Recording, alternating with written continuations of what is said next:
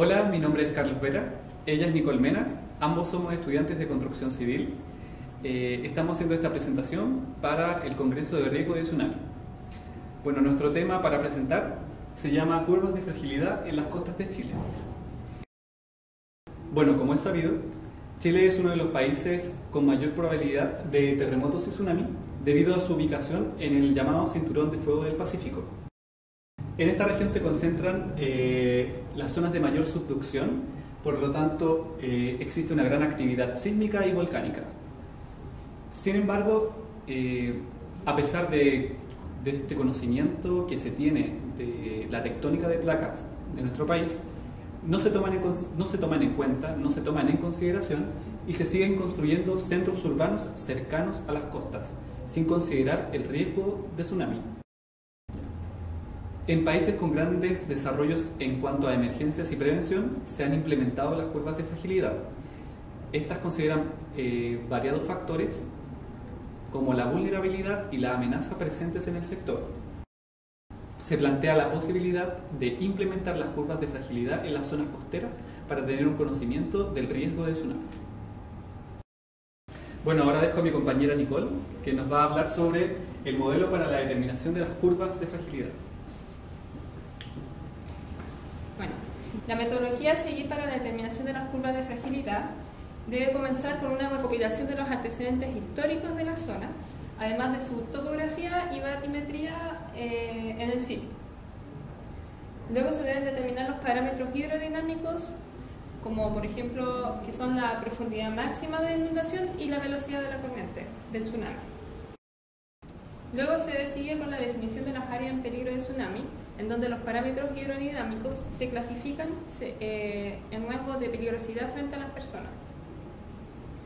Se sigue también con la determinación del tiempo de riesgo de tsunami en la zona en la que se está estudiando. Luego se hace una determinación del riesgo de tsunami en base a la vulnerabilidad y amenazas presentes, lo que nos lleva a que el riesgo de tsunami se determina mediante la vulnerabilidad por su amenaza. En la amenaza se tienen que tener dos tipos de criterios: la profundidad de la inundación y la velocidad de la corriente, que estos corresponden a los parámetros hidrodinámicos. Y en la vulnerabilidad se tienen que tener en cuenta los factores físicos y socioeconómicos. Siguiendo con la metodología, después tenemos que tener en cuenta la materialidad de las edificaciones. Se puede ver en este diagrama que hace una relación entre el tipo de vivienda y la profundidad de la inundación del tsunami.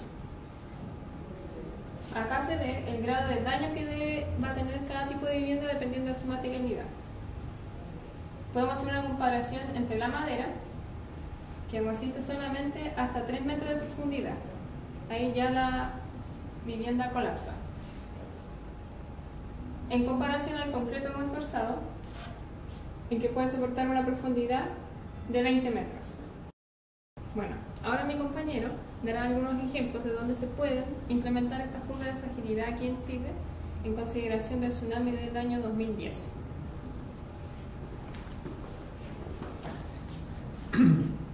Bueno, cuanto a las localidades donde podemos implementar esta metodología para crear curvas de fragilidad, tenemos las localidades de Cofquecura, que están en la imagen número 1, y las localidades de Curanipe. Sería de gran ayuda la implementación de las curvas de fragilidad en ambas zonas, dado que estas reflejarían el riesgo de tsunami a la que están constantemente expuestas. ¿Por qué ocurre esto? Dado que, como mi compañera dijo, que el riesgo se determina tanto por la amenaza y la vulnerabilidad, las localidades son altamente vulnerables debido a la cercanía que tienen con el mar y la amenaza se determina por el constante riesgo de tsunami debido a la cercanía del Océano Pacífico.